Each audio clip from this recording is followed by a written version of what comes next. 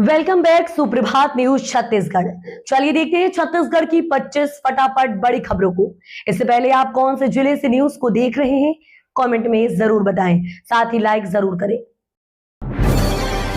मुख्यमंत्री सहाय करेंगे करोड़ों के विकास कार्यों का लोकार्पण भूमि पूजन। राजनांदगांव में प्रगतिशील किसान सम्मेलन में होंगे शामिल।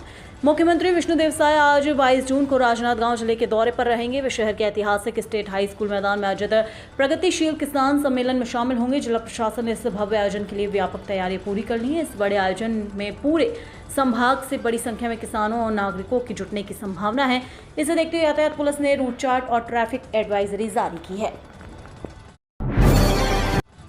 बिलासपुर के कोटा वासियों को मिली बड़ी सौगात। नगर पंचायत से बना नगर पालिका। छत्तीसगढ़ के बिलासपुर जिले के कोटा क्षेत्र के लिए बड़ी खुशखबरी सामने आई है। लंबे समय से नगर पालिका का दर्जा मिलने की प्रतीक्षा कर रहे कोटा को आखिरकार राज्य सरकार ने नगर पालिका का दर्जा प्रदान कर दिया है। नगरीय प्रशासन एवं विकास विभाग द्वारा इस संबंध में अधिसूचना राजपत्र में प्रकाशित कर दी गई है। अधिसूचना जारी होने के साथ ही कोटा नगर पंचायत का नगर पालिका में औपचारिक उन्नयन हो गया है। राजपत्र में प्रकाशित अधिसूचना के अनुसार पूर्ववर्ती नगर पंचायत कोटा की वर्तमान सीमाएं नगर पालिका कोटा की सीमाएं होंगी। छत्तीसगढ़ पावर ट्रांसमिशन कंपनी लाएगी 15,000 करोड़ का आईपीओ। राज्य पावर ट्रांसमिशन कंपनी लिमिटेड के स्टॉक एक्सचेंज में सूचीबद्ध होने की प्रक्रिया तेजी से चल रही है। राज्य सरकार की कैबिनेट से मंजूरी मिलने के बाद अब नए वित्तीय वर्ष में कंपनी का आईपीओ जारी होने की उम्मीद है। इस आईपीओ के माध्यम से बाजार से करीब 15,000 करोड़ रुपए जुटाने का लक्ष्य रखा गया है। विशेषज्ञ संस्था एसबीआई कैपिटल लिमिटेड ने अपनी व्यवहार्यता रिपोर्ट में इस आईपीओ को पूरी तरह सफल और व्यवहारिक बताया है। नीट फ्रॉड रोकने की रायपुर के काउंसलर ने बनाया एआई एप्लीकेशन। स्कोर डालते ही मिलेगी एडमिशन की पूरी जानकारी। नीट रिजल्ट के बाद कॉलेज एडमिशन और काउंसलिंग के दौरान कैंडिडेट्स के साथ होने वाले फ्रॉड केसेस को रोकने के लिए छत्तीसगढ़ के देवराम साहू ने एक एआई बेस्ड एप्लीकेशन डेवलप किया है। एप्लीकेशन का नाम डॉक्टर एडमिशन है, जिसमें छात्र अपना नीट स्कोर डालेंगे तो एआई उनके स्कोर का एनालिसिस कर संबंधित मेडिकल कॉलेजों की सूची दिखाएगा। छात्र अपने नंबरों के हिसाब से देश भर के मेडिकल कॉलेज देख सकेंगे। इसके साथ ही कॉलेज की फीस, कट ऑफ सीटों की संख्या और एडमिशन प्रक्रिया की जानकारी भी मिल सकेगी। लोक सेवा गारंटी का बड़ा दायरा। 30 दिन में मिलेंगे कॉलोनाइजर लाइसेंस।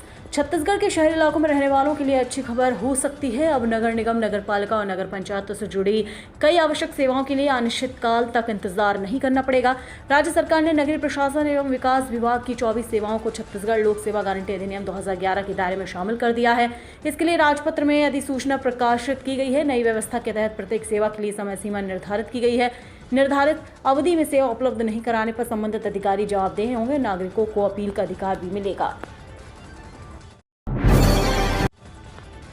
शिक्षकों पर ऐप्स का बोझ। पढ़ाई का समय हो रहा कम। 27 ऐप, 30,000 पद खाली। प्रदेश के स्कूलों में 30,000 से ज्यादा शिक्षकों के पद खाली हैं, लेकिन मौजूदा शिक्षकों की पढ़ाई के साथ 27 ऐप्स, कई पोर्टल और विभिन्न विभागों के गैर शैक्षणिक कार्यों का बोझ बढ़ता जा रहा है। इससे पढ़ाई प्रभावित होने और शिक्षा की गुणवत्ता पर असर पड़ने की चिंता जताई जा रही है। प्रदेश के सरकारी स्कूलों में शिक्षकों की कमी के बीच उन पर गैर शैक्षणिक जिम्मेदारियों का दबाव लगातार बढ़ रहा है। मिड डे मील, किताब और साइकिल वितरण, प्रशिक्षण, उपस्थिति सर्वेक्षण, चुनाव, स्वास्थ्य और साक्षरता अभियान जैसे कई कार्य शिक्षकों के जिम्मे हैं। इसके लिए उन्हें 27 अलग अलग ऐप्स और पोर्टल पर नियमित जानकारी दर्ज करनी पड़ती है। कोंडागांव में 23 से 24 जून को गायत्री जयंती महोत्सव, मोटरसाइकिल शोभा यात्रा, 9 कुंडीय महायज्ञ और धर्मसभा का आयोजन। कोंडागांव के चिकलपुट्टी स्थित गायत्री आश्रम में 23 और 24 जून को जिला स्तरीय गायत्री जयंती, गंगा दशहरा एवं धर्मसभा सांस्कृतिक समागम का आयोजन किया जाएगा। अखिल विश्व गायत्री परिवार द्वारा आयोजित इस 2 दिवसीय कार्यक्रम में जिले भर से कार्यकर्ता, धर्माचार्य, समाजसेवी, जनप्रतिनिधि और श्रद्धालु शामिल होंगे। गायत्री परिवार के अनुसार भारतीय संस्कृति में गंगा दशहरा और गायत्री जयंती का विशेष महत्व है। ऐसी मान्यता है कि मां गंगा और मां गायत्री का अवतरण एक ही दिन हुआ था। इसी अवसर पर जिला स्तर पर विभिन्न धार्मिक और सांस्कृतिक कार्यक्रम आयोजित किए जा रहे हैं। तोकन साहू बोले, समय पर काम हो वरना होगी कार्यवाही। विकास कार्यों में देरी को लेकर सीएमओ पर भड़के। बिलासपुर में केंद्रीय राज्य मंत्री तोकन साहू ने नगरपालिका के सीएमओ अमरीश सिंह को फटकार लगाई। केंद्र सरकार के 12 सालों की उपलब्धियों पर आधारित कार्यक्रम के दौरान में जनप्रतिनिधियों को कार्यक्रम में आमंत्रित नहीं किए जाने, विकास कार्यों में देरी को लेकर उन्होंने नाराजगी जताई। तोकन साहू ने कहा कि इतनी शिकायतें मिल रही हैं, यहाँ आपने किसी को बताया नहीं, मैं तो अपने से आया हूँ, आप बुलाए नहीं हैं। विधायक को बुलाना चाहिए था, सभी पार्षदों और अध्यक्ष को बुलाना चाहिए था, लेकिन आपने किसी को बुलाया ही नहीं। उन्होंने कहा कि जनप्रतिनिधियों का सम्मान होना चाहिए और प्रशासन की जिम्मेदारी है कि प्रोटोकॉल का पूरी तरह पालन करें। डेप्यूटी सीएम अरुण साव ने पूरा किया वादा, कोटा नगर पंचायत को मिला नगर पालिका का दर्जा। छत्तीसगढ़ के डेप्यूटी सीएम अरुण साव ने अपना वादा पूरा किया है। अरुण साव ने बिलासपुर जिले के दौरे के दौरान घोषणा की थी कि कोटा नगर पंचायत को नगर पालिका बनाया जाएगा। डेप्यूटी सीएम अरुण साव की घोषणा के बाद बिलासपुर जिले की कोटा नगर पंचायत को नगर पालिका का दर्जा प्रदान किया गया है।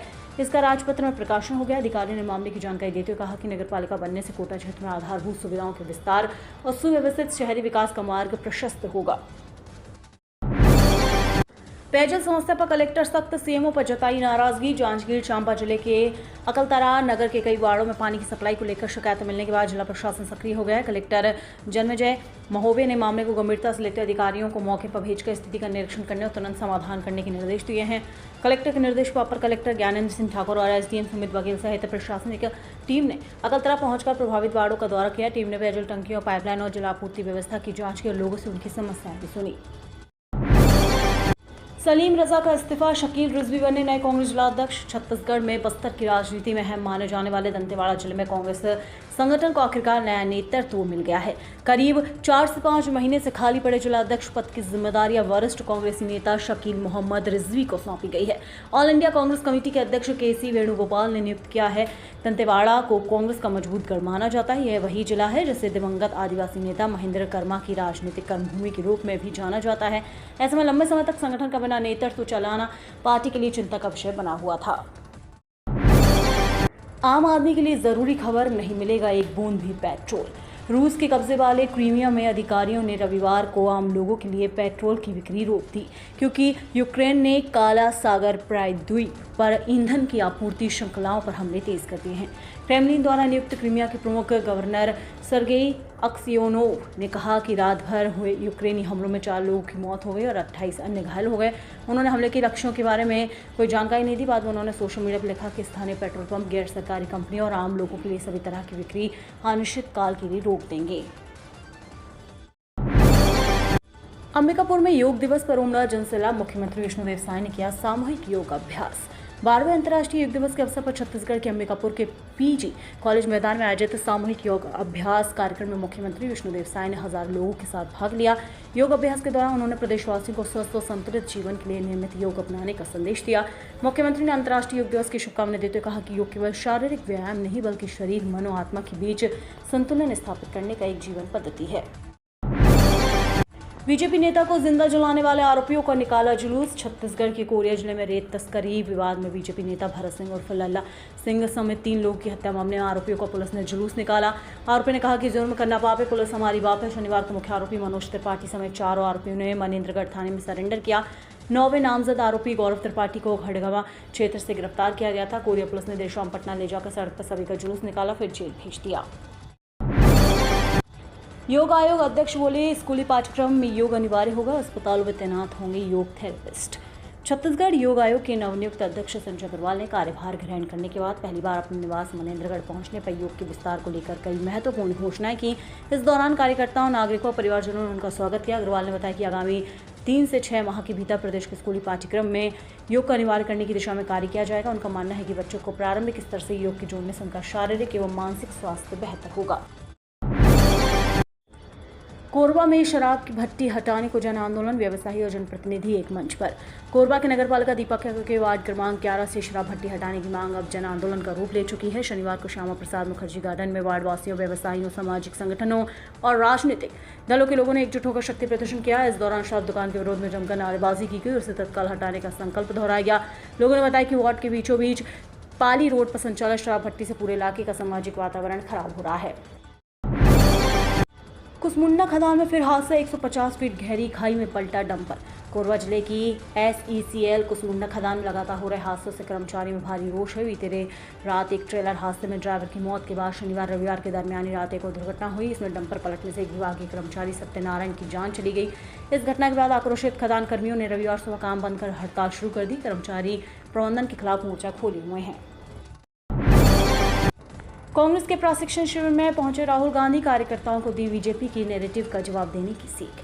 2029 लोकसभा चुनाव से पहले कांग्रेस पार्टी देश भर में संगठन को मजबूत करने की कवायद में जुटी हुई है। इसी कड़ी में छत्तीसगढ़ में नियुक्त किए गए 41 जिला कांग्रेस अध्यक्षों के लिए रायपुर से लगे अभनपुर में 10 दिवसीय आवासीय प्रशिक्षण शिविर आयोजित किया गया। इस प्रशिक्षण शिविर में लोकसभा में नेता प्रतिपक्ष राहुल गांधी ने संगठन को मजबूत करने और बीजेपी के नैरेटिव्स का मजबूती से जवाब देने का पाठ। इस मौके पर उन्होंने पार्टी के नवनियुक्त नेताओं व कार्यकर्ताओं को एकजुट होकर लड़ने की सीख भी दी।